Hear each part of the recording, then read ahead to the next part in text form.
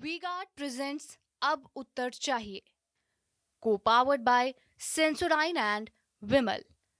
बोलो जुबा केसरी।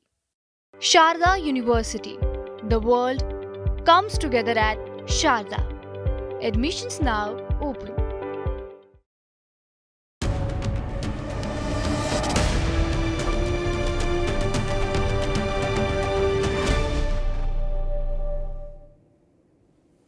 भारतीय जनता पार्टी के शिखर नेतृत्व ने इस उम्मीद के साथ 80 लोकसभा सीटों के लिए उत्तर प्रदेश में 80 समीक्षा समितियां गठित कर दी। उनको नाम दिया टास्क फोर्स। थोड़ा इंप्रेसिव नाम रहा इसलिए कि भाई ये जमीन पर जाएंगे लोग, नेता समीक्षा करेंगे, सबसे की बात सुनेंगे, गिले शिकवे दूर होंगे, पार्टी और ज़्यादा एकजुट होकर नए सिरे से नई ऊर्जा के साथ काम करेगी, पुरानी बीमारियां समाप्त होंगी। लेकिन हो उल्टा रहा। जहां जहां समीक्षा हो रही वहां वहां बवाल, वहां वहां हंगामा, और कुछ जगह तो शारीरिक बल प्रयोग भी हो रहा। सिद्धार्थनगर का एक वीडियो घूम रहा जिसमें जगदंबिका पाल और सतीश द्विवेदी के समर्थकों के बीच में धैतेरे की हो रही है। दोनों अपने अपने ढंग से पार्टी मजबूत कर रहे हैं, एक दूसरे का सर फोड़कर। और एक स्वर सामान्यतः सभी जगहों पर सुनाई दे रहा कि सांसद की विधायक से नहीं बनती थी, विधायक की सांसद से नहीं बनती थी। विधायक पूरब मुंह रखता था तो सांसद पश्चिम। इस समीकरण के तहत उत्तर प्रदेश में चुनाव हुआ। भाजपा ने लड़ा, जहां विधायक अलग, सांसद अलग। ये सामान्यतः सभी सीटों पर यह संकेत आ रहा है।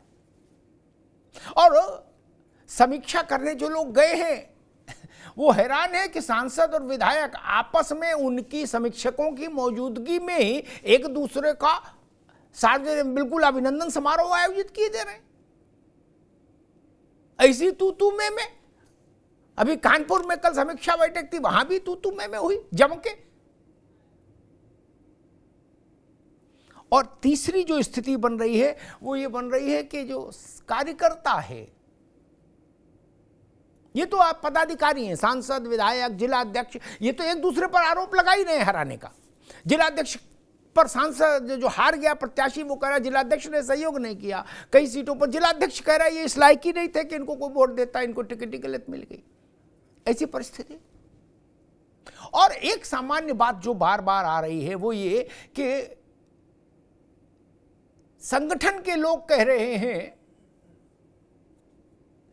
कि कार्यकर्ताओं की अनदेखी हुई, शासन में उनकी सुनी नहीं गई, प्रशासन में उनकी सुनी नहीं गई। विधायक जी के घर जाके रोए तो भी बात नहीं बनी, सांसद की कोठी पर रोए तो भी बात नहीं बनी। यह भी एक समीक्षा का सामान्य स्वर है जो पूरे उत्तर प्रदेश भर से आ रहा है। हारे हुए उम्मीदवारों से कहा भाई तुम अपनी समीक्षा करके और सबमिट करना, वो भी कर रहे हैं। कुछ लोग बंद लिफाफे में दे आए, कुछ लोगों ने सार्वजनिक तौर पर कह दिया कि भाई ये फला विश्वासघाती है, फला विश्वासघाती है, तो वहां आपस में धैतेरे की हो गई। तो कुल मिला के खदबदा गया पूरा संगठन उत्तर प्रदेश में, ऐसा लग रहा है। मतलब अपेक्षा तो ये रही होगी भाजपा की लीडरशिप की कि जहां जहां कमियां हैं वो दुरुस्त करें, लेकिन यहां तो लग रहा है कि और ज्यादा बवाल हो गया। समीक्षा कम, इसीलिए मैंने कहा समीक्षा कम, बवाल ज्यादा। अब ऐसे में भाजपा को जाना है विधानसभा चुनाव की तैयारियों के लिए। अगला लक्ष्य वो है जिसको संधान करना है। और पार्टी नीचे मंडल स्तर तक आपसी अविश्वास और गुटबाजी के चक्रव्यूह में फंसी दिख रही इस समीक्षा में। तो इसके लिए कौन सी वैक्सीन इजाद हो ताकि ये आपसी गुटबाजी और कलह समाप्त हो। जब सांसद विधायक आपस में एक दूसरे के साथ वर्किंग रिलेशन नहीं रख पाए। तो आप सोच लीजिए संगठन में किस स्तर तक, क्योंकि जब सांसद और विधायक विपरीत दिशाओं में भाग रहे हैं तो उनके चेले चिंटू भी विपरीत दिशाओं में भाग रहे हैं, तो इसका मतलब फिर तो पूरी पार्टी भी विपरीत दिशा भागने लगती है। ये सच्चाई है। अब इसके पीछे कारण क्या है वो सबको पता है, लेकिन फिर भी समीक्षा हो रही है। समीक्षा कठिन काम नहीं, लेकिन समीक्षा से जो चीजें उघड़ जाएंगी, जिन चीजों से पर्दा हट जाएगा, उन चीजों को दुरुस्त कैसे किया जाएगा समय रहते, मसला बड़ा ये है। समीक्षा तो हो जाएगी भाई, जो 80 लोग निकले हैं टूर पर वो कुछ ना कुछ रिपोर्ट तो जमा कर ही देंगे, उसी को मंडल स्तर पर देख लिया जाएगा, फिर प्रदेश स्तर पर देख लिया जाएगा। प्रदेश वाले एक कंपाइल रिपोर्ट बना के दिल्ली जिस दिन तारीख होगी उत्तर प्रदेश की कोर कमेटी की समीक्षा की, उस दिन दिल्ली में हाजिर हो जाएंगे यूपी वाले। लेकिन उससे काम नहीं चलेगा। तय तो ये करना होगा कि जो चीजें अनावृत हुई हैं, जो कमियां अनावृत हुई हैं, जिनसे पर्दा हटा है, वो दुरुस्त कैसे होंगी, और वो अगर दुरुस्त नहीं हुई तो विधानसभा का लक्ष्य कैसे संधान करेगी भाजपा। हमारे साथियों ने एक रिपोर्ट तैयार की, जरा उस रिपोर्ट को देखिए, फिर मेहमानों से परिचय कराया और फिर बहस में चला।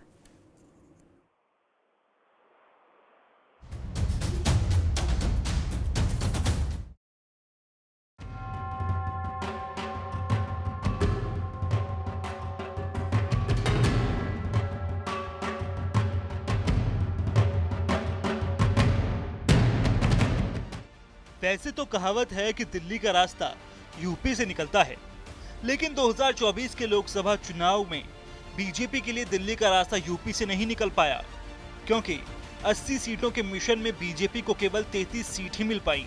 कहां हुई चूक, क्यों नहीं हो पाया शानदार प्रदर्शन, इसी के लिए बीजेपी में चल रहा है चिंतन मंथन। इसलिए स्पेशल 80 की समीक्षा के लिए 40 पदाधिकारियों की टीम बनाई गई है, यानी हर टीम के जिम्मे 2 सीट।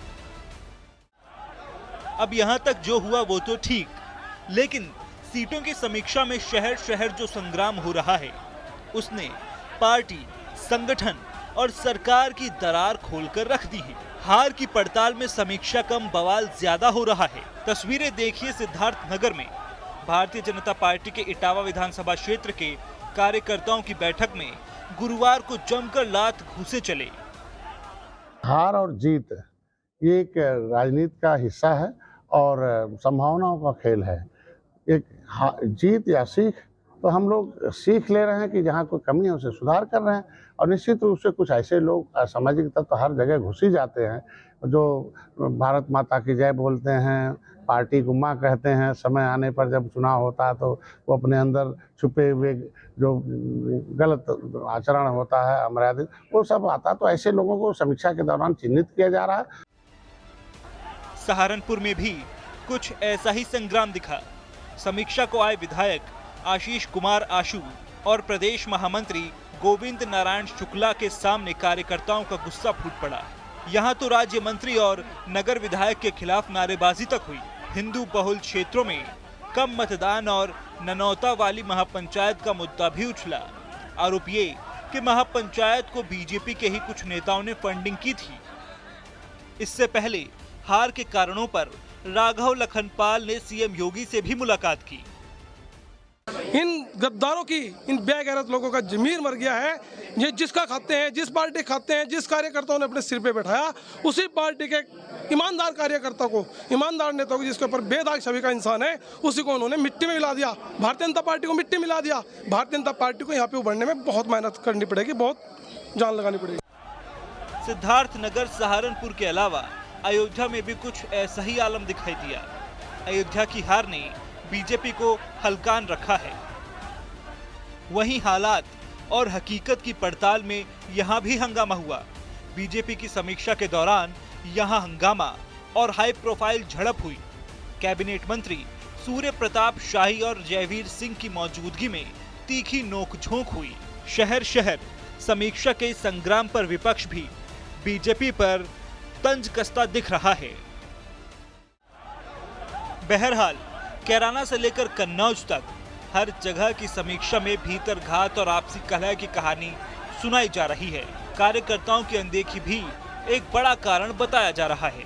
वहीं समीक्षा के लिए बनाई गई ये टीमें जो रिपोर्ट सौंपेंगी वो 25 जून को जारी हो सकती है। फिलहाल तो पड़ताल में यही दिख रहा है कि चुनाव में जहां आपस में जंग लड़ी गई, वहीं अब समीक्षा में भी शक्ति प्रदर्शन हो रहा है। यानी लोकसभा चुनाव में हार की जो हो रही है पड़ताल, उसमें समीक्षा कम ज्यादा है बवाल। समीक्षा कम बवाल ज्यादा, दृश्य तो यही बता रहे हैं।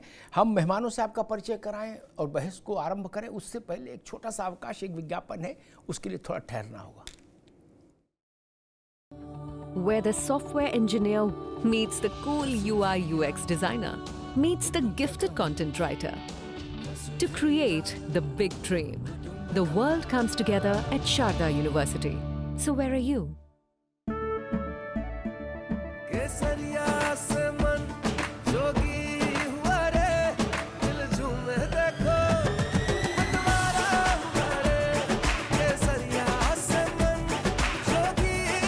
हर पल मनाओ केसरी त्योहार। विमल, बोलो जुबान केसरी। झंझनाहट से जल्द आराम पाएं। सेंसोडाइन रैपिड रिलीफ के साथ।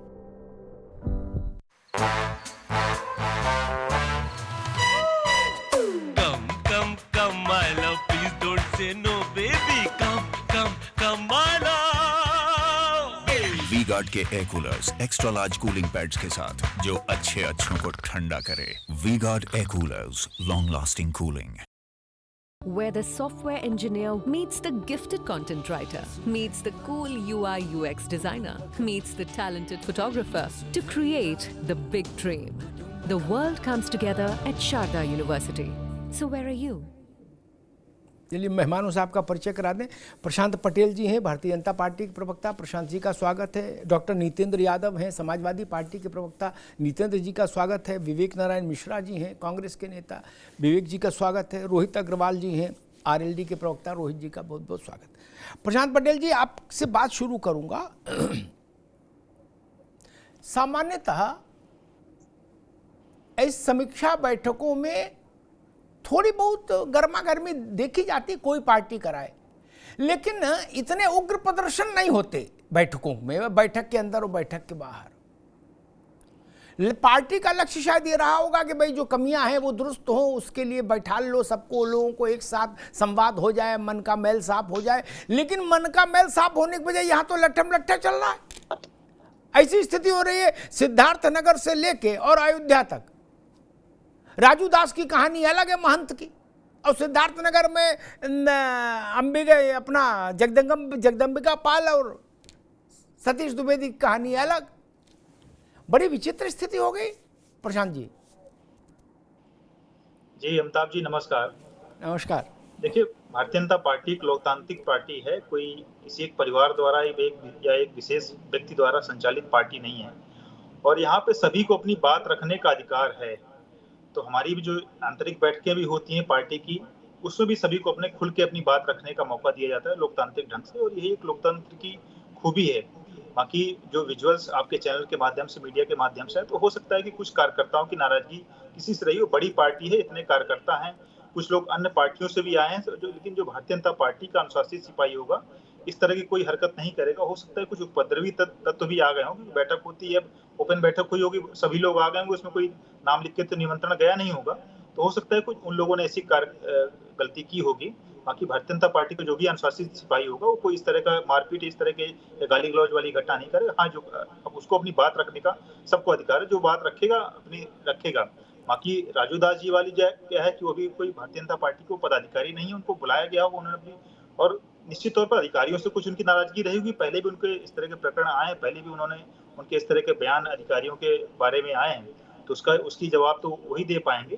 बाकी चूंकि मैं उनके लिए तो उनका बात का जवाब देने के उत्तरदायी नहीं हूँ, क्योंकि हमारे नेता नहीं ना, ये हमारे वो पदाधिकारी नहीं है। लेकिन हम लोग ठीक अपनी कमियों को ठीक कर रहे हैं और ये भारतीय जनता पार्टी की खूबी है कि हम हमारे अंदर जो कमी होती है हम उसको स्वीकार करते हैं, आगे उसको अगले चुनाव में रेक्टिफाई करते हैं। इसके पहले मध्य प्रदेश और गुजरात के चुनाव में, पिछले चुनाव में हमें कम सीटें मिली थी, हमने उनको रेक्टिफाई करके चीजें हम आगे प्रचंड बहुमत से वहां पर लाए। निश्चित तौर पर उत्तर प्रदेश में हमारे सीटें कम हुई, सेटबैक है, हम इसको ठीक करेंगे और अगले उसका परिणाम जो है आपको 2027 के विधानसभा चुनाव में दिखेगा। जी प्रधान जी, मसला केवल ये नहीं कि कुछ उपद्रवी आ गए बाहर और उनने गिरा कूच दिया एक दूसरे को और रेलम रेला हो गया, वही केवल मसला नहीं, वो तो विजुअल है, आनंद लेने के लिए ठीक है, जिनके चोट लगी उनके साथ मेरी संवेदना है, लेकिन बाकी तो दृश्य ठीक ही है, दय दबादब। लेकिन मसला दूसरा ये है कि ये पब्लिक डोमेन में छुपी कोई बात नहीं, कि मैं कोई गुप्त बात नहीं बता रहा, पब्लिक डोमेन में जो चीज है, विधायक कह रहा सांसद नाकारा था, सांसद कह रहा विधायक विश्वासघाती था, सांसद दक्षिण, विधायक पश्चिम, पूरे उत्तर प्रदेश में एक आध कोई सीट छोड़ दीजिए, जैसे हमारी राजनाथ सिंह की हो, प्रधानमंत्री जी की हो, ऐसी 2-4-10 सीटें छोड़ दीजिए, बाकी सब में यही राग है। तो जब आपके दो प्रतिनिधि, और जहां थोड़ा कद्दावर जिलाध्यक्ष है, यह भी बात मैं पब्लिक डोमेन की बता रहा हूं, जहां लिखत पढ़त में आरोप लग गए हैं, तो जिलाध्यक्ष को कह रहा प्रत्याशी कि इसने हरवा दिया, जिलाध्यक्ष कह रहा है इस लायक ही नहीं था कि इसको कोई वोट देता।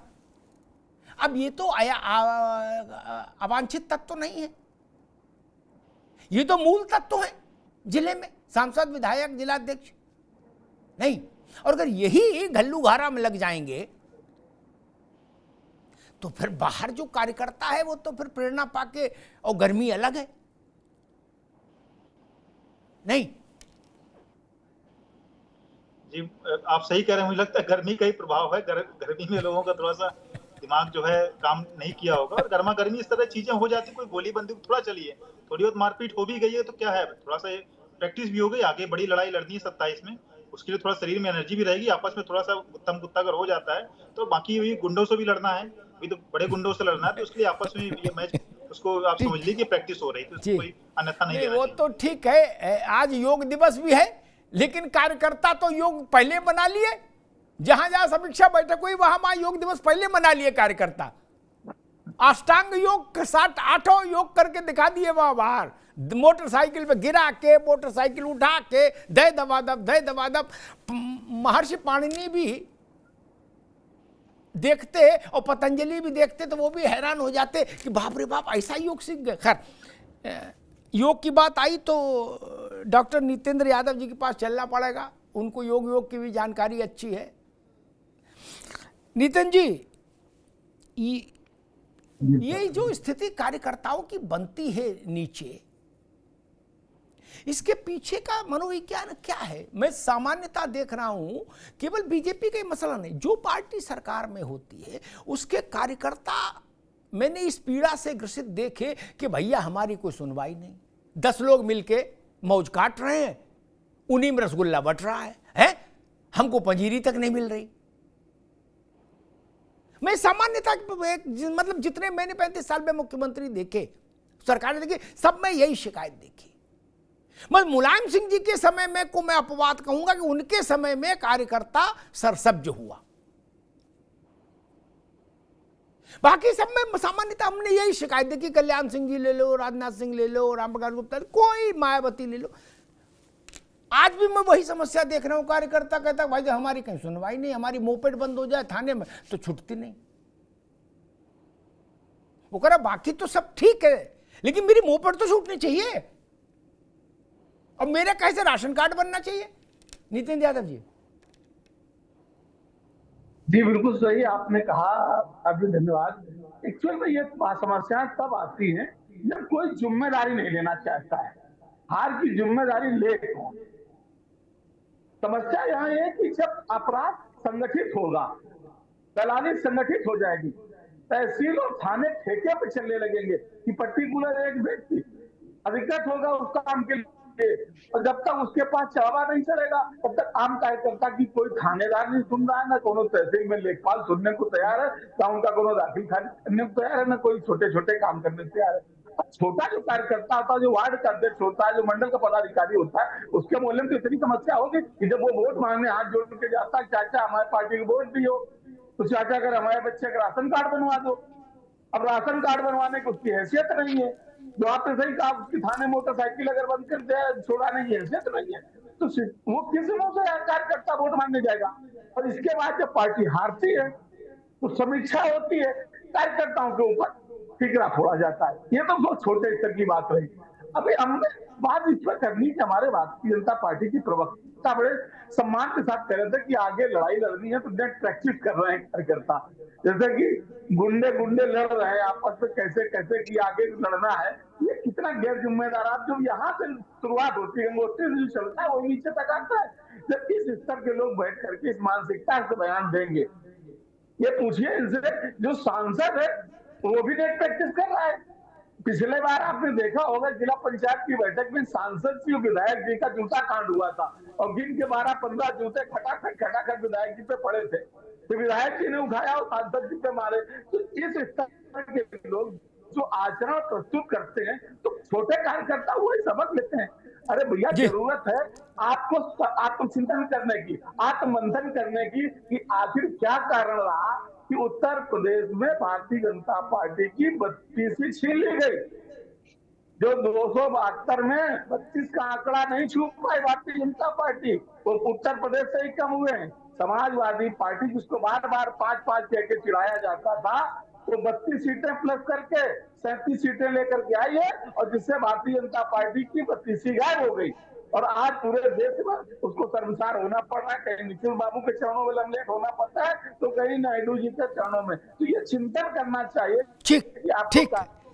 ठीक है नितिन जी, चरणों में कोई किसी, ठीक है नितिन भाई, मैं विवेक जी के पास चलूं, ले उससे पहले एक बात कह दूं, चरणों राजनीति गठबंधन के इसमें चरणों में कौन कहां जाता है। अखिलेश यादव जी की एक बार की सरकार छोड़ दीजिए, तो नेताजी की 3 बार की सरकारें, कभी समाजवादी पार्टी के पास 203 तो आई नहीं ना। ये गठबंधन क्या है। विवेक नारायण जी की पार्टी ने जब की अगुवाई में जब सरकार बनी थी तो नेताजी के समर्थन का पत्र तो लगा था, लेकिन अमर सिंह गए तो उन्हें भोज में नहीं घुसने दिया था। नहीं, समर्थन लेके भी भोज में नहीं घुसने दिया था। विवेक जी गलत तो नहीं कह रहा,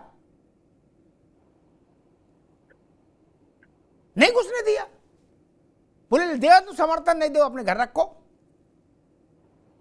ये गठबंधन है, इसमें चरणों में कौन कहां होता है, तो राजनीति का स्वरूप है। ठीक है, खैर चलिए विवेक जी, जो स्थिति बन रही है, मैं उसी बुनियादी चीज को, आप सब लोग राजनीतिक दलों के कार्यक्रम से जुड़े लोग हैं, मैं समझना ही चाह रहा हूं कि ये कॉमन बात सरकार में जब भी कोई पार्टी आई, मैंने सुनी कि सामान्य कार्यकर्ता जो झंडा डंडा लेता है, आपके लिए झगड़ा करता है, मुकदमा झेलता है, संघर्ष करता है, दरी बिछा, अब तो दरी नहीं बिछती, अब तो सब टेंट वाले से आ जाता है, लेकिन बाकी सब काम तो करता ही जिंदाबाद का। लेकिन जब वो प्रसाद बंटता है तो उसको डंडिया देते, बोले ना प्रसाद नहीं मिलेगा। इसी का संघर्ष मैं देखता हूं ज्यादा है राजनीति में। किसी प्रदेश में चले जाइए, कार्यकर्ता के अब बेसिक गुस्सा इसी चीज पर है कि हमको सत्ता से पैदा होने वाले लाभों में और सत्ता से पैदा होने वाले सम्मान में हिस्सेदारी क्यों नहीं। लाभ से ज्यादा बड़ी चीज हो जाती है सम्मान। विवेक जी। जी देखिए, समीक्षा में जिस तरीके से लाभ घूंसे चल रहे हैं ये, या तो आपने कहा कि एक सामान्य बात है और पार्टियों में ऐसा देखा गया है, लेकिन और पार्टियों से भाजपा तो अपने को अलग बताती है।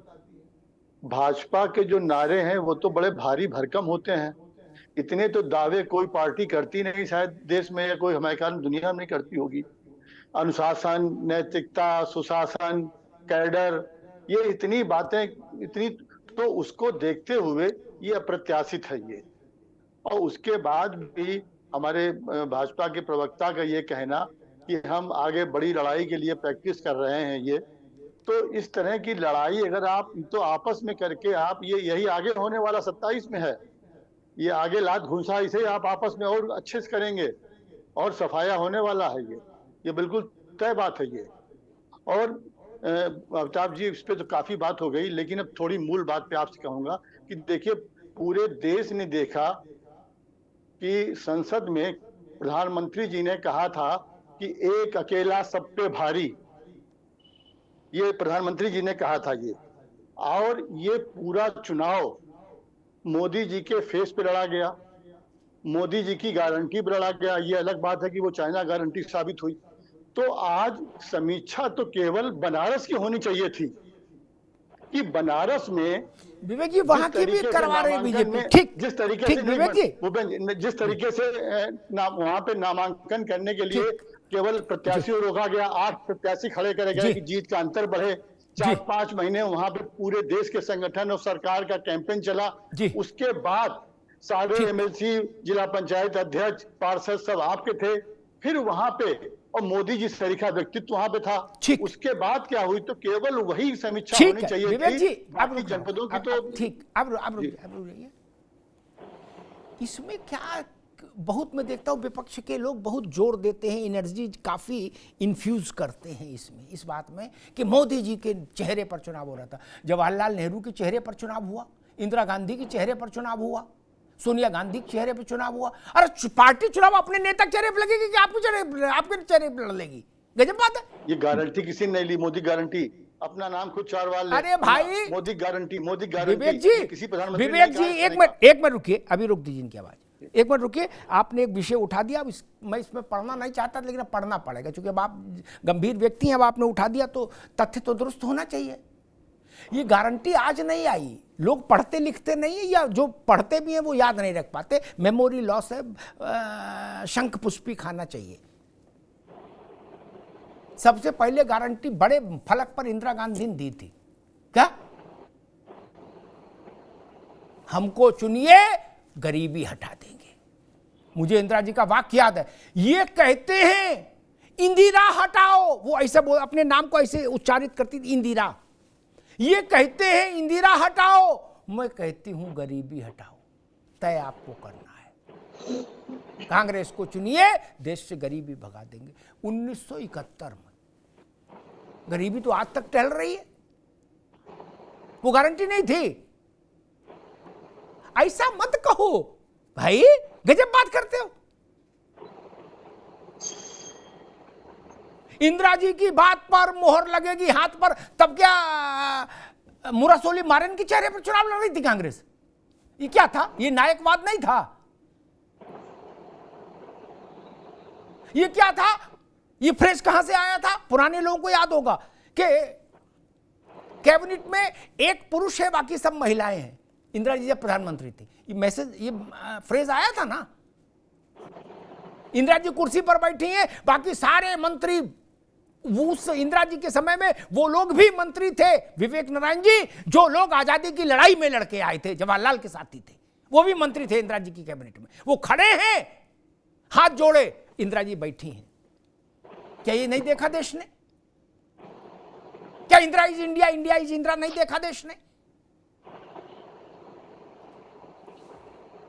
इसीलिए मैं कहता हूं कम से कम कांग्रेस ना कहे।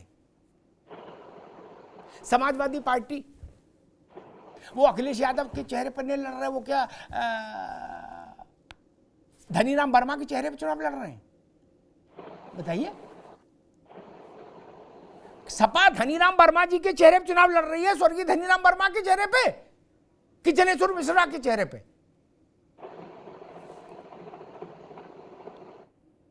सब गारंटी दे रहे हैं, कौन नहीं दे रहा गारंटी? और राहुल गांधी ने नहीं दी गारंटी। गारंटी खराब चीज क्यों है भाई? देनी चाहिए। राहुल गांधी ने कहा हमको चुनो, 8,500 हर महीने की पहली तारीख, खटाखट खटाखट खटाखट। फिर क्या दिक्कत है? इसलिए इस बहस को उधर मत ले जाइए। मैं अतीत के सारे उदाहरण भारत की राजनीति में मौजूद हैं, कुछ नया नहीं हो रहा विवेक जी। जो पहले हो चुका उसी का अनुवर्तन हो रहा है, रिपीटिशन। ये सब हो चुका। इंदिरा जी के साथ भी कौन कोई चलता था? नहीं, फ्रेम में इंदिरा जी चलती थी, फिर बाकी सब पीछे रहते। जगजीवन राम, शंकर राव चौहान, स्वर्ण सिंह, सब जो आजादी की लड़ाई लड़े थे। क्या वो दृश्य याद नहीं हम लोगों को? वही चीज। खैर, रोहित अग्रवाल जी, आपका मामला गंभीर है, आप एलाइज हैं। सहारनपुर में भी दमचौरा हुआ अच्छे से, मंत्री ने विधायक पर आरोप लगाया, विधायक ने सांसद पर लगाया, सांसद ने मंत्री और विधायक दोनों को लपेट लिया। पश्चिम में भी बवाल है। एक तो ये बवाल आपकी निगाह, आपकी समझ क्या कहती, क्यों? दूसरा, आपकी पार्टी भी कुछ समीक्षा करा रही है अमिताभ जी, कम से कम पश्चिम की। जी अमिताभ जी देखिए, बिल्कुल समीक्षा हम करा रहे हैं पश्चिम उत्तर प्रदेश की, और पश्चिम उत्तर प्रदेश के अंदर एनडीए ने अच्छा परफॉर्म किया। बाकी उत्तर प्रदेश की अपेक्षा अगर हम बात करें तो पश्चिम उत्तर प्रदेश में बेहतर पोजीशन रही है। और हम स्पेसिफिकली अपनी पार्टी की बात करें तो माननीय जयंत चौधरी जी के नेतृत्व में हमारी पार्टी ने 100% रिजल्ट दिया। जो हमें 2 सीटें सिंबल पे मिली थी वो 100 की 100% हम जीते, और जहां पे माननीय जयंत चौधरी जी के पैर पड़े वहां पे हमने 16 सीटें एनडीए ने जीत के दिखाया पश्चिम उत्तर प्रदेश के अंदर। तो हमने जो रिजल्ट दिया है वो 100% दिया है। एक सबसे बड़ी बात जो एक कुछ नया हुआ राजनीति में इस बार, कि सरकार तो बनी एनडीए की, समीक्षा कौन कर रहा है? एनडीए वाले समीक्षा कर रहे हैं। क्यों? क्योंकि हमको आगे चुनाव में जाना है, हमको जनता की सेवा करनी है। और खुश कौन है? विपक्ष वाले, जिनको जनता ने नकार दिया। समीक्षा कौन नहीं कर रहा? विपक्ष वाले, जिनको जनता ने नकार दिया। बाद में वो कहेंगे भैया हम तो हार गए, हमको कोई जिता ही नहीं रहा, कोई वोट ही नहीं दे रहा, भैया समीक्षा ही नहीं करने को तैयार है वो। तो आप सोचिए, प्री कंसीव्ड अप्रोच हमारे यहाँ है कि साहब हम खाली कमजोर हुए तो भारतीय जनता पार्टी ने अपनी समीक्षा शुरू कर दी कि भाई हम कमजोर क्यों हुए, ताकि आगे आने वाले चुनाव में वो गलतियां सुधारी जा सकें। प्लस अगर आप हार जाते हो तो जब समीक्षा बैठक होती है तो सबके मुंह लटके होते हैं, सबका मनोबल गिरा हुआ होता है। अब कौन किसके ऊपर आरोप लगाए, लगाते रहो आरोप से तो कोई फर्क पड़ता नहीं है। परंतु जब आप जीत के आए हो और उसके बाद आप समीक्षा करते हो तो वहां पे हर आदमी का मनोबल बढ़ा होता है। हमने ये काम किया, उन्होंने वो काम किया, वो कहते हैं हमने जितवा दिया, वो कहते हैं हमने जितवा दिया। तो कहीं रशाकशी होना तो एक स्वाभाविक है। एक परिवार में भी थोड़ी बहुत खटपट तो चलती रहती है। तो ये परिवार की खटपट है। मुझे लगता है भारतीय जनता पार्टी अपने हिसाब से संभाल लेगी इस खटपट को। परंतु मैं तो अचंभित हूं कि विपक्ष तो पता नहीं कहां कौन से दुनिया में है। विपक्ष कह रहा है मोदी जी की गारंटी खत्म हो गई। अरे भाई साहब, मोदी जी की गारंटी पे तो एनडीए की सरकार बन गई। मोदी जी की गारंटी कोई जनता ने तीसरी बार उन्होंने शपथ ले ली। राहुल गांधी ने थोड़ी ना शपथ ली है महाराज। अरे राहुल गांधी के ऑफिस के बाहर तो लोग खड़े हैं 8500 लाओ जो झूठ बोले थे। उनसे तब तो कहे नहीं थे कि सरकार नहीं बनेगी तो नहीं देंगे भैया, समझ लो। वहां कर्नाटक में सरकार बनी हुई है, वहां पे डीजल पेट्रोल का रेट पूरे देश से सबसे ज्यादा हाई हो गया। तेलंगाना में सरकार बनी हुई है, वहां रोज जूतम बाजार चल रहा है। समाजवादी पार्टी के जूतम बाजार से कोई आदमी छूता है? किसी को नहीं पता है। समाजवादी पार्टी में तो मंच के ऊपर खुलेआम देखा गया था जूतम बाजार। तो ये कोई नई बात नहीं है। नई बात ये है कि जीतने वाला दल अपनी समीक्षा कर रहा है कि अगर हम कमजोर हुए तो क्यों हुए, ताकि आगे हम वो गलतियां सुधार के कहीं ना कहीं हम बेहतर काम कर सकें। बाकी एक बात ये जरूर है कि कहीं ना कहीं एक 10 साल की एंटी इनकम्बेंसी होती है।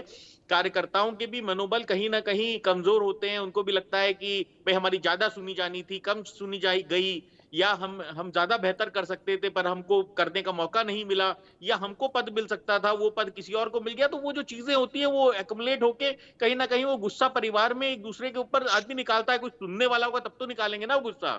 परंतु यहाँ विपक्ष की तो स्थिति है कुछ सुनने वाला ही नहीं है। आत्ममुग्ध लोग हैं।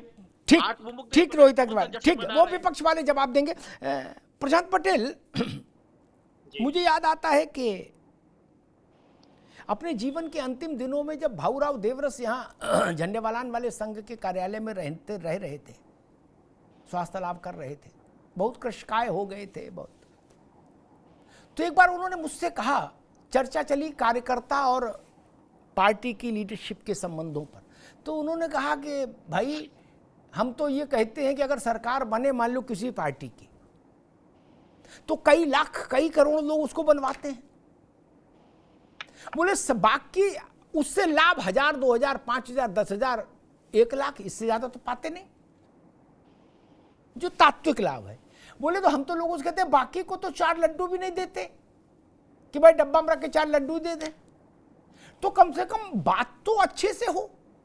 एक ये भी शिकायत आ रही, आज जब मैंने ये कहा कि इस विषय पर चर्चा करेंगे शाम को, तो तमाम भाजपा के कार्यकर्ताओं ने या जिला और शहर के छोटे पदाधिकारियों ने मुझे संदेश भेजे अलग अलग तरीकों से, कहा कि भाई साहब ये बात जरूर उठाना कि हमारी कोई सुनता नहीं। ये पीड़ा क्यों है अंदर तक? पैवस्त है। वो कह रहे हैं कि हमें बस देवतुल्य कार्यकर्ता बता के आगे बढ़ जाते हैं। बोले देवतुल्य कार्यकर्ता, और बोले लड्डू का डब्बा अपनी गाड़ी में रख लेते हैं। क्या इधर चूरा भी नहीं बांट रहे। अब जितना बता देते तुम्हें चूरा क्या करना लड्डू, तुम तो देवतुल्य हो। तो इतना गुस्सा मैं देख रहा हूं, ये जो बालक कुश्ती कर रहे हैं ये तो कम कर रहे हैं। वाचिक स्तर पर जितना गुस्सा मैं देख रहा हूं नीचे तक, वो विस्फोटक है। वो कह रहे भाई साहब देवतुल्य को ओढ़े के बिछाएं। जो एमएलसी हो गया वो बड़ा आदमी हो गया, एमएलए हो गया बड़ा आदमी हो गया, सांसद हो गए बड़े आदमी हो गए, मंत्री हो गए और भी बड़े हो गए, अब बोले हमको बता रहे देवतुल्य। क्या ये एक मसला मुझे दिख रहा है। आप माने नहीं माने, पार्टी माने नहीं माने, उसकी मर्जी, लेकिन कार्यकर्ता तो वास्तव में कार्यकर्ता होता है। लग जाए तो चुनाव जिता देता है और ना लगे तो हरा देता है। प्रशांत पटेल। देखिए अमिताभ जी, भारतीय जनता पार्टी में कार्यकर्ता ही सबसे बड़ा पद है। नेता तो बदलते रहते हैं, आज जो विधायक हैं, सांसद है, कल को जमीन पे भी आ जाते हैं। और हम लोगों ने कार्यकर्ताओं को ही बड़े बड़े पदों पे बिठाया भी है। बहुत सारे हमारे एमएलसी राज्यसभा की लिस्ट आती है, आप देखे होंगे उनका कोई नाम बहुत सुना नहीं होता है और उनको नॉमिनेट कर दिया जाता है। तो ऐसी बात नहीं कि कार्यकर्ता की सुनी नहीं जाती। ये बात अवश्य कि जब पार्टी बड़ी होती है, करोड़ों लोग उसके सदस्य होते हैं, तो सबकी इच्छा अपेक्षाएं भी होती हैं। कुछ लोग तो एक विचार से भाव से आते हैं, कुछ लोग खाली कुछ पाने के लिए आते हैं। तो ये चीजें हो सकती हैं कि कुछ लोगों की शिकायतें हो सकती है, मेरी भी शिकायतें कुछ हो सकती है, बनने की भी शिकायतें हो सकती हैं, लेकिन उसके कहने का तरीका होता है। लेकिन अब ये कह देना कि सभी लोग नाराज हैं, किसी का काम नहीं होता, ये चीजें गलत हैं। और बिल्कुल रोहित जी ने ठीक बात कही, जब 10 साल से लंबे समय से सत्ता होती है तो कुछ लोगों की इच्छाएं अपेक्षाएं होती है, कुछ की पूरी हो पाती है, कुछ की नहीं हो पाती है। तो उसको ये पार्टी हमारी देखिए क्या कि हम लोग इवॉल्व करते हैं। हम लोग हार में भी उसका हम समीक्षा करते हैं। कोई ऐसी हमारी हार नहीं हुई है, सीटें खाली कम हुई है, और जीत में भी समीक्षा करते हैं। जहां हम प्रचंड बहुमत से जीते हैं वहां पर भी हम समीक्षा कर रहे हैं। तो अगर उत्तर प्रदेश में हम तो स्वीकार करें कि सीटें हमारी कम हुई, कुछ न कुछ निश्चित तौर पर कुछ कमियां रही होंगी, हम तो स्वीकार कर रहे हैं। हम कहाँ कह रहे हैं कि कमी नहीं रही है। तो उसी की समीक्षा बैठक हो रही, उसको हम ठीक करेंगे। तो अभी कुछ लोगों के मन में, कार्यकर्ताओं के मन में रोष होगा, गुबार होगा, कुछ नाराजगी होगी, तो निकल के सामने आ जाएगी। उसके बाद कल से फिर लोग मजबूती से काम करने लगेंगे। हम लोग तो ऐसा थोड़ा कि चद्दर तान के सो जाएंगे।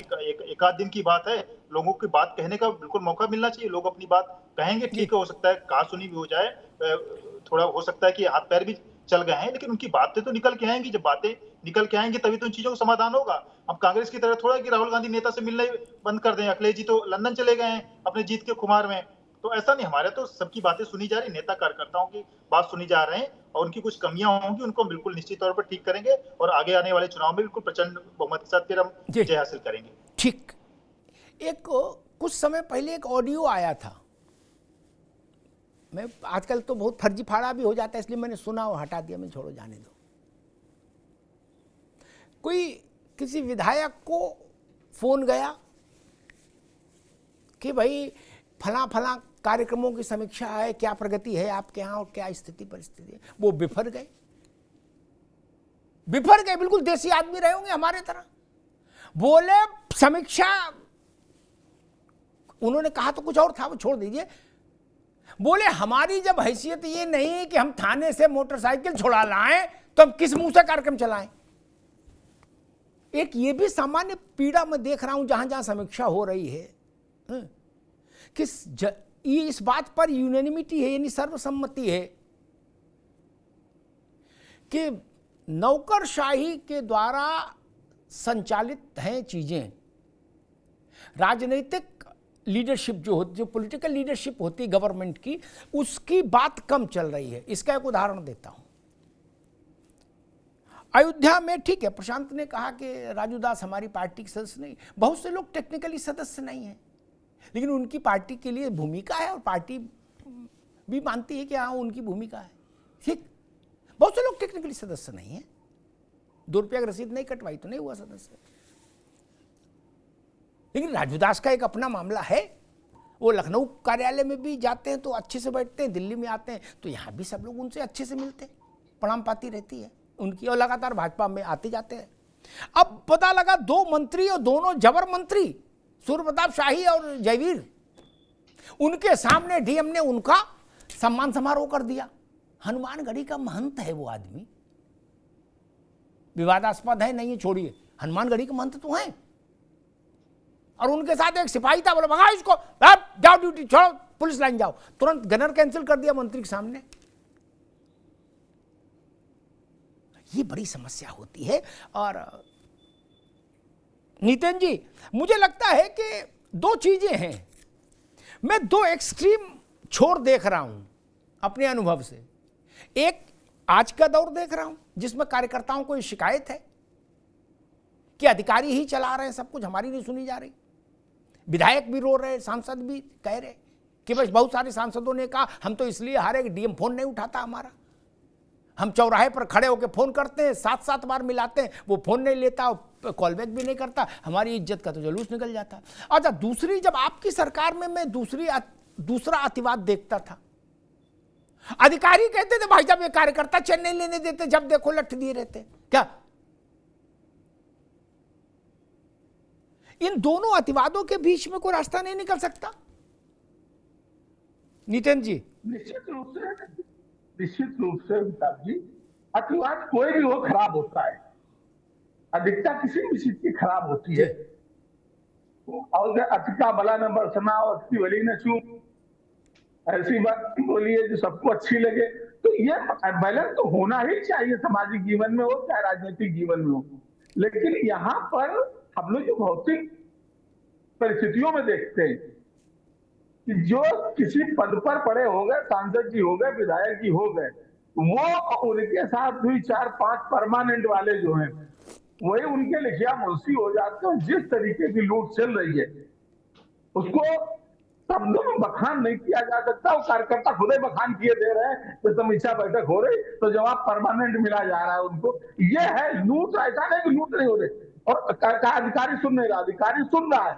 अधिकारी और कुछ चंद लोगों के बीच में जो तालमेल है, हिस्सेदारी है, सिर्फ ठेकेदारी है, वही लोगों की सुनी जा रही, सबकी नहीं सुनी जा रही। जो न्याय होना चाहिए आम गरीब आदमी को, आम कार्यकर्ता को न्याय नहीं मिल रहा है। गरीब आदमी परेशान है, चाहे थाना हो, चाहे चौकी हो, चाहे डीएम का दफ्तर हो, चाहे जिला पंचायत का हो, वहां कुछ पूछा नहीं जाता। ये पूछा जाता है काम है, इसके रेट है, लाए हो तो बताओ, नहीं आगे बढ़ो। तो जब सब कुछ ठेके में चलेगा और फिर इसके बाद भी आप कार्यकर्ता से उम्मीद करेंगे तो कार्यकर्ताओं का फ्रस्ट्रेशन निकलेगा हर चीज में।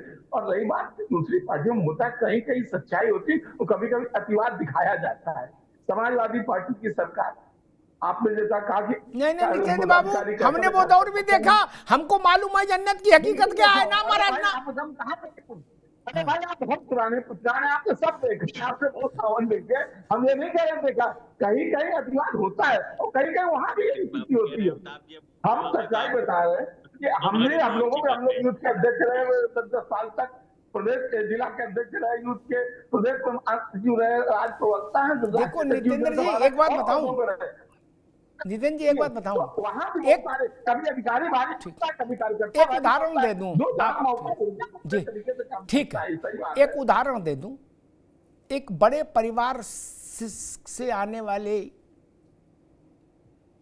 महिला सांसद थी, आपकी सरकार थी नितिन जी, क्या वो थाने गई, उस थाने में एक प्रभावशाली इंस्पेक्टर तैनात था जिसके तार ऊपर तक थे, क्या सीधे हॉटलाइन, क्या वो मेज पर पैर रख के कुर्सी पर बैठे सिगरेट पी रहा था। जब ये पहुंची तो इनके मुंह पर धुआं छोड़ दिया, क्या बाद में वो आपकी पार्टी में आ गई, क्या बाद में वो आपकी पार्टी में आ गई। एक और उदाहरण देते हैं, इंदिरापुरम थाना है गाजियाबाद में, हमने तो बहुत चीजें जमीन पर देखी, गूगल में थोड़ी मिलती ही चीजें। इंदिरापुरम थाना है गाजियाबाद में, खाता पीता थाना माना जाता है। गाजियाबाद में 3 थाने हैं जो वीआईपी माने जाते हैं, इसलिए नहीं कि वहाँ वीआईपी लोग रहते, इसलिए वहाँ व्यवस्थाएं ठीक है ना। तो वहाँ एक गाजियाबाद में नौजवान वो आया, एसएसपी, ईमानदार, बढ़िया, टी शर्ट और जीन्स पहन के आ गया, वो माल खाने का चेकिंग वो क्या होता है वो करने। तो एक दरोगा सिपाही था वहाँ, मुंह में पान मान खा के हाथ में चूना लगा के, उसकी बाद में पता लगी कि ये इंचार्ज है यहाँ की वसूली और सारे सिस्टम का, है ना। इसी के पास छोटी डायरी रहती है जिसमें सब कार्यक्रम दर्ज रहते हैं।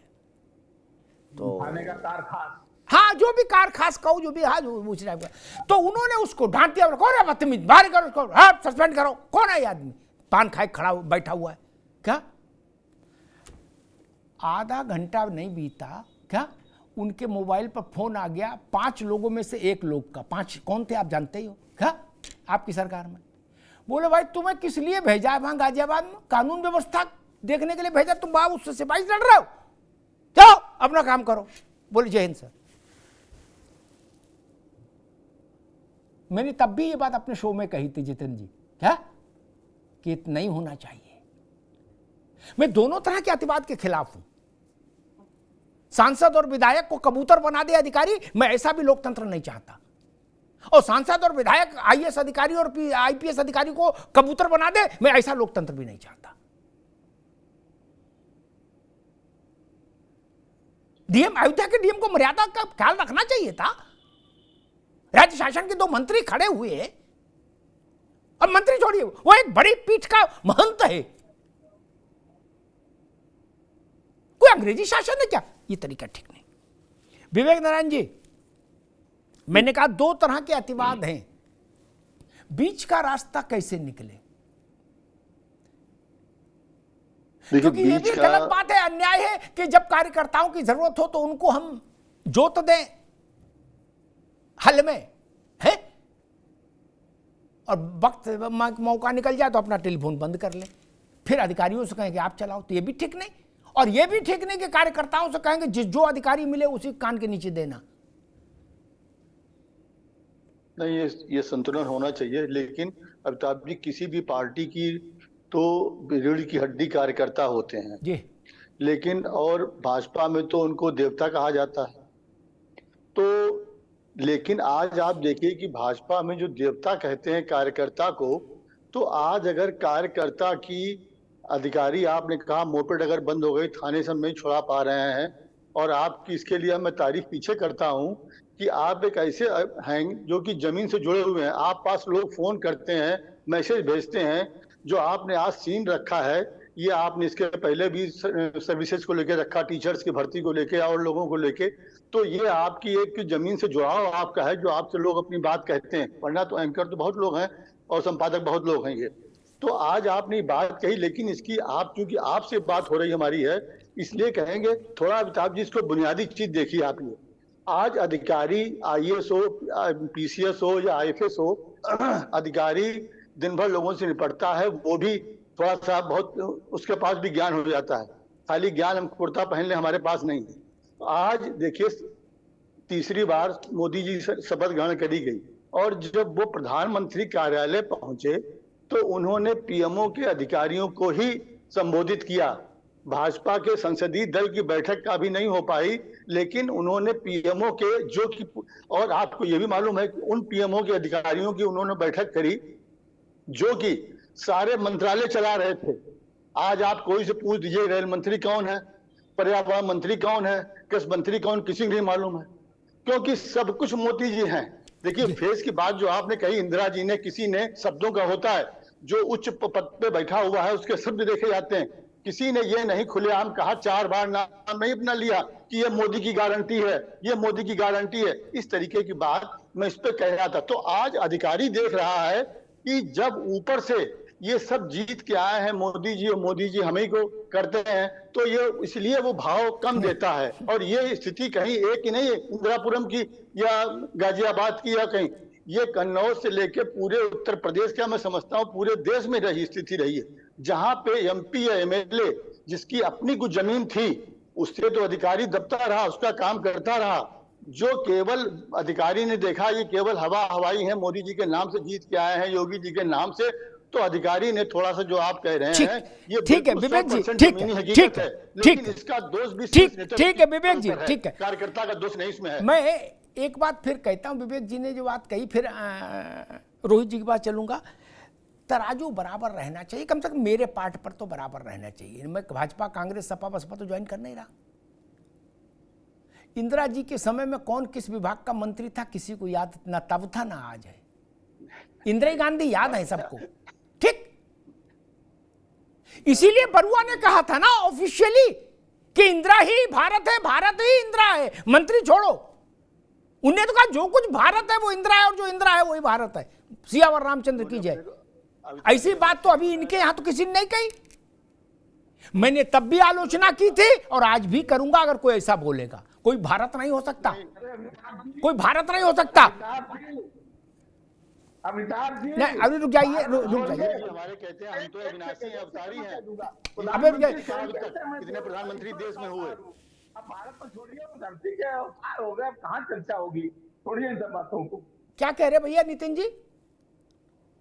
हमने कहा प्रधानमंत्री स्वयं कहते हैं कि मैं बायोलॉजिकल नहीं हूँ, तो सीधे ईश्वर का अवतार होगा। अब भारत से भी ऊपर निकल गए, सब बातें छोड़ दीजिए, पुरानी हो गई। आज के पर्दे पे चर्चा हो। एक मिनट रुकिए। किसी पार्टी का राष्ट्रीय अध्यक्ष ये कह रहा है अपने प्रधानमंत्री के लिए कि यही भारत है और भारत ही ये है, इससे ज्यादा शर्मनाक बात कभी आई नहीं। वो स्वयं नहीं कह रहे हैं इंदिरा जी, दूसरे अरे मैंने, अरे दादा भाई बहस में मत पड़िए। अविनाशी हूं। आप हर आदमी को छूट है अपने बारे में कुछ भी कहने की। कबीर को भी छूट थी, तुलसी को भी छूट थी, आपको भी छूट है। इसमें आपको क्या तकलीफ हो रही है? लेकिन कोई राष्ट्र सत्तारूढ़ पार्टी का अध्यक्ष ये कह दे कि यही भारत है और भारत इनमें समाहित है, ये बात गंभीर है मित्र। आप कहिए मुझे सिद्धि है, कौन रोक रहा है? आप कहिए मुझे दैवी चमत्कार मेरे पास है, कौन रोक रहा है? कौन रोक रहा है बताइए? कुंभ के मेले में चले जाइए, लाखों लोग ऐसे मिलते हैं जो ऐसा दावा करते हैं। ये बात है, कौन कह रहा है ये बात है? मसला ये नहीं, मसला ये कि इंदिरा इज इंडिया क्या किसी ने दोबारा कहा? जवाहरलाल ने भी नहीं कहा और उनके बाद के किसी ने भी नहीं कहा, इसलिए बड़ी बात। खैर रोहित अग्रवाल जी, वही मसला कि दो अतिवाद, एक तरफ कार्यकर्ता बिल्कुल बहिष्कृत हो जाता है सिस्टम से, वो रोशनदान से भी नहीं झांक पा रहा के अंदर चल क्या रहा है, नाश्ते में क्या है, खाने में क्या है। दूसरी तरफ यह कि नौकरशाही के कंधे पर बैठ जाता है कार्यकर्ता और सटासट होने लगता है। दो अतिवाद मैंने देखे और दोनों के में कार्यकर्ताओं की भूमिका को मैंने नजदीक से देखा है। इसमें संतुलन कैसे हो सकता है? नहीं अमिताभ जी, देखिए एक स्थिति तो बिल्कुल साफ है कि लोकतंत्र के अंदर जितने भी जनप्रतिनिधि हैं उनको जनता के बीच में जाना है, और अगर जनता की आवाज नहीं सुनी जाएगी तो जब आप जनता के बीच में जाओगे तो भाई डेफिनेटली आपको कहीं ना कहीं वो विरोध देखना पड़ेगा। जिस तरीके से आज सरकार कमजोर हुई, जो एनडीए की सरकार या भारतीय जनता पार्टी को जो पूर्ण बहुमत नहीं मिला, उसका कहीं ना कुछ तो खामियाजा उठाया ही है। दूसरी चीज ये कि अधिकारी शाही जो है वो कहीं ना कहीं जनता के ऊपर हावी नहीं होनी चाहिए, क्योंकि जो दो व्यवस्थाएं हैं लोकतंत्र के अंदर, जिसके अंदर एक अधिकारी होता है और एक नेता होता है, तो ये दोनों इसीलिए हैं कि दोनों एक दूसरे को बैलेंस किए ना, कि ना तो नेता अपने आप को भूल जाए पूरी तरीके से और ना अधिकारी ये भूल जाए कि साहब हमको जनता की सेवा के लिए रखा गया है, हम जनता के नौकर हैं। दूसरी चीज ये कि जो अभी अयोध्या में हुआ राजू दास जी के साथ कांड, वो कांड डेफिनेटली नहीं होना चाहिए। देखिए एक मुजफ्फरनगर के अंदर अभी कहीं ना कहीं सांसद और विधायक के बीच में जो झड़प हुई थी, उसमें विधायक जी बोले कि भाई ये कोई हमें सुविधा थोड़ी ना मिली हुई है गनर के रूप में, भाई ये तो हमारी जान को की रक्षा के लिए गनर मिले हुए हैं क्योंकि हमको खतरा है। तो क्या ये राजू दास जी को सुविधा मिली हुई थी क्या? उनको भी तो जान का खतरा है। अयोध्या जैसे संवेदनशील इलाके में वो महांती कर रहे हैं, उनको भी तो जान का खतरा है। आप उनका गनर आपने कह दिया लाइन हाजिर करो, इसका मतलब तो ये हो गया कि डीएम साहब राजा हो गए अयोध्या के, डीएम साहब जो चाहेंगे वो कर लेंगे। दो मंत्री के सामने बस सीधे गन्नर आपने हटा दिया उनका कि लाइन हाजिर करो। ये तो साफ दिखाई पड़ता है ना कि अधिकारी अपने आप को पूरी तरीके से बेताज बादशाह समझ रहा है। तो ये जब होगा तो कहीं ना कहीं नेता का तो मनोबल टूटेगा और नेता जनता के बीच में क्या मुंह लेके जाएगा फिर। और एक बात ये जो अभी आई थी कि राजू दास जी मेंबर नहीं है भारतीय जनता पार्टी के, तो मैं आपको बता दूं कि राजू दास जी ने 2019 में भी टिकट मांगा था, 2022 में भी टिकट मांगा था भारतीय जनता पार्टी से। और मुझे लगता है जितने भी महात्मा हैं, जितने भी संत हैं, वो by default Bharatiya Janata party के मेंबर है, पर्ची उन्होंने कटवाई हो ना कटवाई हो। तो लेकिन जो सच्चाई है, आज भारतीय जनता पार्टी जो भी है वो इन्हीं धर्म गुरुओं के बदौलत है। और मुझे लगता है ठीक है, मैं तो एक और प्रैक्टिकल बात बता देता हूं रोहित, ठीक है समय कम है। अभी राजू दास भाजपा के दिल्ली मुख्यालय आए थे तो तरुण चुग उनकी अगवानी कर रहे थे, भाजपा के राष्ट्रीय महामंत्री, कि महाराज आपके चरण पड़े पधारो। नहीं तो फिर वो उसमें पर्ची कटवा रहे होते रिसेप्शन पे खड़े होके कि किससे मिलना, क्यों मिलना, फोन कर पे बात कराओ, अपना फोटो खिंचवाओ तब जाना अंदर। नहीं भाई, एक जनरल सेक्रेटरी उनको रिसीव कर रहा था। इसलिए मैंने कहा कि और बात रोहित ने ठीक है कि भाई जितने साधु सन्यासी हैं वो भाई डिफॉल्ट भाजपा के नेता मान ही लिए जाते हैं। खैर, प्रशांत पटेल जी, एक सामान्य धारणा जिसमें है सहारनपुर से लेके और बनारस तक उत्तर प्रदेश पूरा, सामान्य धारणा के अधिकारी हावी हैं, राजनीतिक लोगों की सुनवाई नहीं होती, अधिकारी जो खुद चाहते हैं बस वही करते हैं, बाकी किसी के कहने से नहीं करते। और जब राजनीतिक लोगों की सुनवाई नहीं होती तो नीचे मोहल्ले में, टोले में, शहर में, बाजार में उनका चेहरा खराब हो जाता है। और वोट के समय लोग उनसे कहते हैं कि हमारी नाली में, हमारे गली में खड़ंजा नहीं बिछवा पाए हैं, तो काहे को आपकी बात सुने। क्या भाजपा के संज्ञान में बात आई है कि उत्तर प्रदेश में एक ये मैं कहूं कि बहुसंख्यक की आवाज है, और इसमें ये नहीं कि सपा वाले करें ना, भाजपा के ही बहुसंख्यक लोगों की आवाज है कि नौकरशाही डोमिनेट कर रही है। प्रशांत जी। जी बिल्कुल, ये बात आती है कि अधिकारी कहीं न कहीं कुछ मनमर्जी कर रहे हैं। कई बार जो है पुलिस वालों के भी इस तरह की कारस्तानियां सामने आती हैं, थानों में भी इस तरह कमी आती है। और मैं तो कई बार डिबेट मैंने कभी अधिकारियों को, पुलिस वालों का पक्ष नहीं लिया है, क्योंकि मैं उनके प्रति उत्तरदायी नहीं हूँ, मैं भारतीय जनता पार्टी के प्रति उत्तरदायी हूँ। और कोई भी अधिकारी या पुलिस वाला किसी कार्यकर्ता के साथ या किसी नागरिक के प्रति कोई गलत काम करता है तो उसको दंडित किया जाना चाहिए, उनके विभागीय कार्रवाई की जानी चाहिए। और ये बात सही है कि अधिकारी जो है अंग्रेजी मानसिकता से, औपनिवेशिक मानसिकता से ग्रसित हैं और वो अपने आप को सत्ता प्रशासन से उच्च समझते हैं, तो इसके कई बार नुकसान भी होते हैं। और रही बात राजू दास जी की, मैंने कहा कि हमारे नेता पदाधिकारी नहीं है, मैंने ये नहीं कहा कि हमारे वो मेंबर नहीं है, मैंने कहा कि वो हमारे नेता नहीं, इसलिए मैं उनकी बात, उनका पक्ष नहीं रख सकता हूँ। वो अपने आप में स्वयं सक्षम है, और अगर डीएम ने उनकी सुरक्षा हटाई तो गलत किया। डीएम को अधिकार नहीं किसी को सुरक्षा हटाने, किसी को सुरक्षा देना वो पुलिस विभाग करता है, उनको थ्रेट के आधार पर। अगर उनको थ्रेट रही होगी तो सुरक्षा मिली होगी। डीएम को किसने अधिकार दे दिया कि उनके से एक ओरल ऑर्डर दे करके सुरक्षा वापस कर दिया जाती है? ये चीजें गलत हैं। अफसरशाही अगर कहीं पर भी इस तरह की कृत्य करती है, और भी कई जगह इस तरह की सूचना आई है कि डीएम द्वारा भी, देवरिया में भी हुआ, देवरिया में भी वकीलों से झगड़ा हुआ। मैंने तो वकीलों का समर्थन किया है, भैया जो मनबड़ पुलिस वाले हैं या भद्र जो ये अधिकारी हैं, इनको कौन सबक सिखाए? सामान्य जनता तो सिखा नहीं पाती, वकील थोड़ा वो सिखा देते हैं।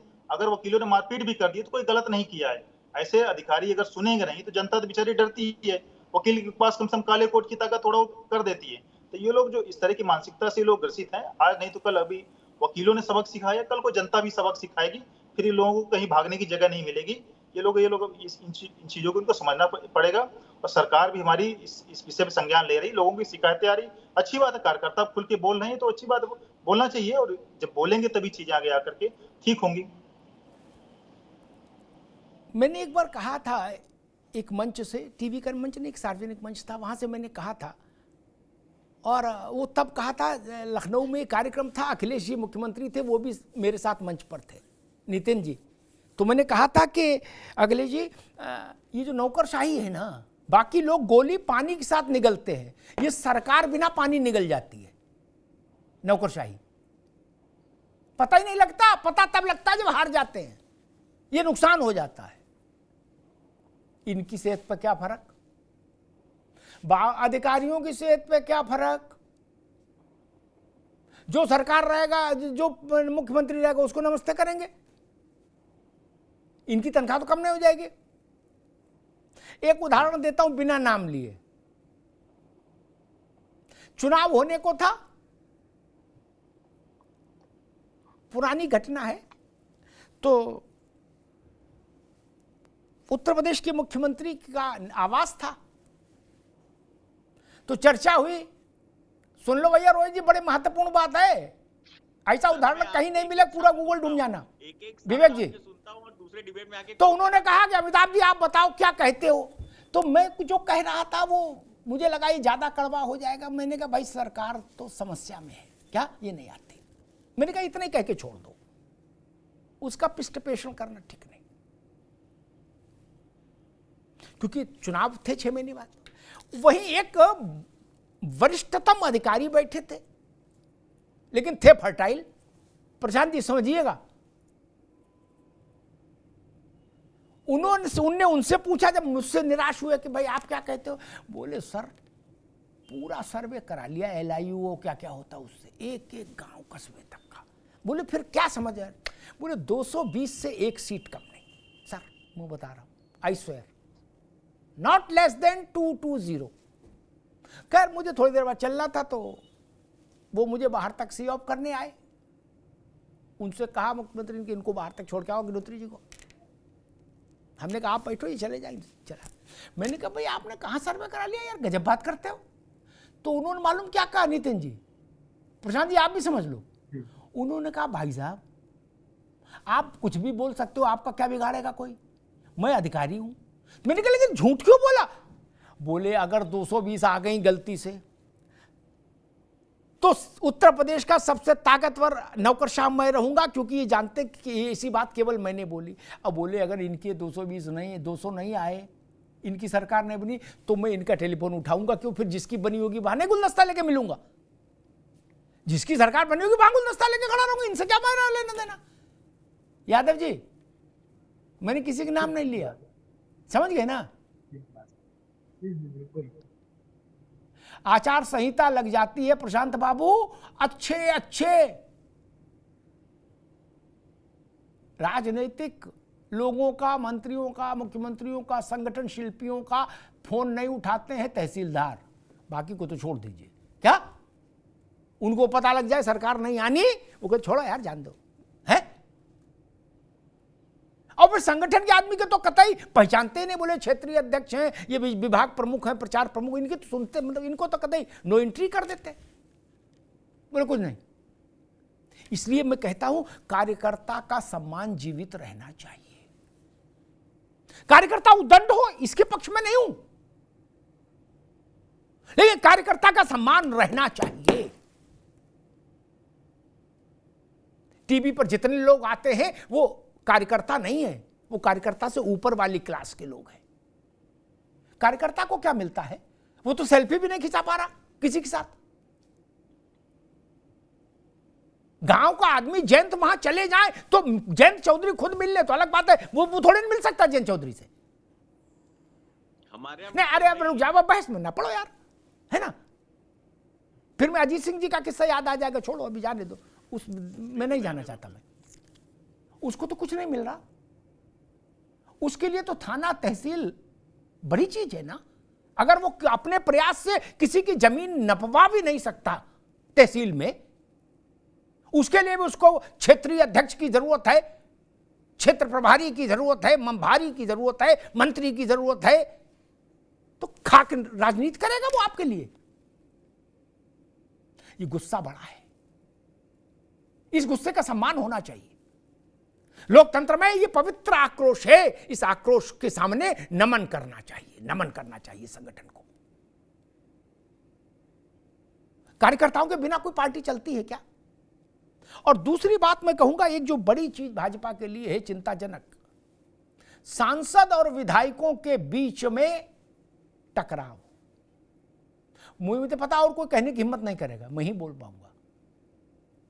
सांसद और विधायक के बीच में जमीनी स्तर पर प्रशांत पटेल जी अधिकांश स्थानों पर टकराव है। क्या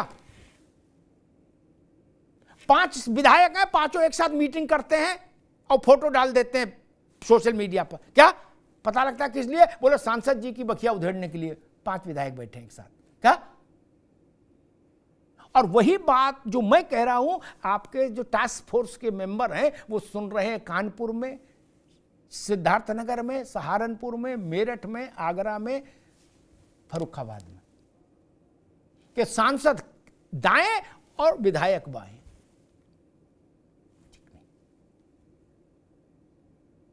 और सारी चीजें दुरुस्त हो सकती हैं। मैं फिर वही मूल विषय पर लौटूंगा, अगर कार्यकर्ता दुरुस्त रहेगा,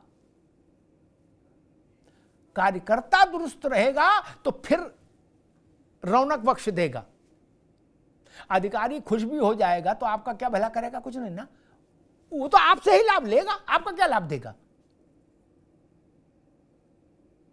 लेकिन आपके माथे में राजयोग लिखना ये कार्यकर्ता का ही काम है। एक आंकड़ा रखता हूं कि मुझे लगता है शायद अभी तक उस पर गौर नहीं हुआ होगा। 2022 में प्रशांत पटेल, भारतीय जनता पार्टी ने उत्तर प्रदेश में दलितों का जितना वोट पाया था 2022 विधानसभा में, उसमें से 12% माइनस हो गया 2024 के लोकसभा में, 12%। और 2022 के विधानसभा चुनाव में जितने ओबीसी वोट पाए थे उसमें से 7% माइनस हो गए 2024 में।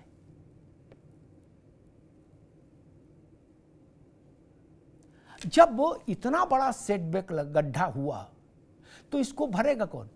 इसको ऊपर वाले नहीं भर सकते ना, इसको तो वही भरेगा ना जो गली में जाता हो, मोहल्ले में रहता हो, जाता हो। जहाज वाले लोग ऐसे गड्ढों को नहीं भर पाते हैं ना, मंच के लोग भी नहीं भर सकते। इसके लिए वो आदमी भर सकता है जिसके पांव में हवाई चप्पल है और एड़ी फटी हुई है। वो जाके भैया पुतवा करके, मनुहार करके काम करा सकता था, लेकिन वो कड़ी कहीं मिसिंग हो गई। और प्रशांत जी ने कहा कि ये उन्होंने हास्य में ही कहा, लेकिन ठीक है कि भाई हम उसकी तैयारी कार्यकर्ता कर रहा है 27 की। मुझे लगता है कि कार्यकर्ता आक्रोश में, खिन्नता में, अवसाद में न रहे। हर कोई चाहता है, जो कार्यकर्ता से ऊपर के लोग हैं वो भी तो चाहते हैं कि भाई मेरा भी थोड़ा जलवा रहे। नहीं, मंत्री मेरे घर आए या अपने घर मुझे बुलाए, फोटो खिंचवाए। तो कार्यकर्ता अगर छोटी छोटी अपेक्षाएं रखता है तो इसमें बुराई क्या? मैं मानता हूं कार्यकर्ता का सम्मान होना चाहिए। पार्टियां आती रहेंगी, जाती रहेंगी, जनता नहीं बदली जा सकती। पार्टियों के नाम बदल सकते हैं लेकिन जनता तो यही रहेगी। इसी से कार्यकर्ता निकलेंगे और इसी से तो नेता भी निकलते हैं। नेता, कार्यकर्ता जब नेता बन जाता है तो वो भी कार्यकर्ताओं को पीछे ढकेल देता है। समस्या यही है। नर्सरी वही है, कार्यकर्ता वहीं से नेता निकलते हैं। इस बात को ध्यान रखिए। एक छोटा सा अवकाश विज्ञापन के लिए। Where the software engineer meets the cool UI UX designer, meets the gifted content writer. To create the big dream, the world comes together at Sharda University. So where are you?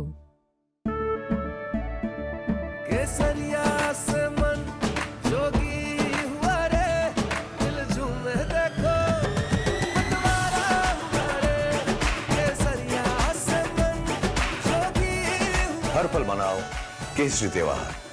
विमल, बोलो जुबान केसरी। झंझनाहट से जल्द आराम पाएं। Sensodyne rapid relief के साथ।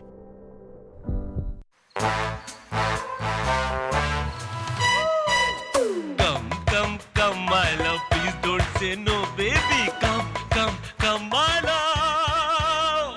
वी-गार्ड के air coolers extra large cooling pads के साथ जो अच्छों को ठंडा करे। V-Guard air coolers, long lasting cooling.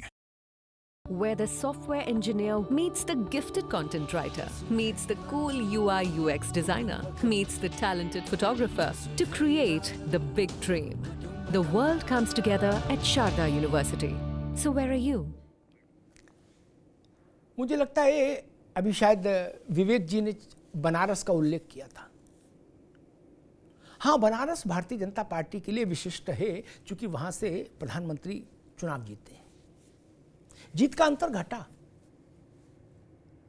और अभी प्रधानमंत्री बनारस गए थे, शाम को पहुंचे थे, रात वहीं रहे थे, अगले दिन सुबह वहां से नालंदा गए थे। इतना समय उन्होंने काशी में बिताया। उत्तर प्रदेश के भाजपा के जितने महत्वपूर्ण चेहरे हैं वो सब काशी में थे। काशी प्रांत के जितने महत्वपूर्ण चेहरे और पदाधिकारी हैं वो भी सब काशी में थे। लेकिन बताते हैं कि प्रधानमंत्री ने किसी से भी चुनाव में ऐसा परिणाम क्यों आया इस पर चर्चा नहीं की। ये बड़ा संकेत है कि काशी की समीक्षा अभी बाकी है। क्योंकि भाजपा का सबसे बड़ा चेहरा वहां से चुनाव में था, इसलिए समीक्षा भी सबसे बड़े स्तर पर ही होगी। इसीलिए भाजपा के नेताओं से आप पूछिए तो वो इस चिंता में दुबले हुए जा रहे हैं कि प्रधानमंत्री ने हम लोगों से कुछ पूछा क्यों नहीं। भाई इतना ही पूछ लेते, भाई ऐसा कैसे हो गया इस बार। नहीं, उन्होंने वो विषय ही नहीं उठाया, इसका मतलब वो विषय अभी उठना शेष है।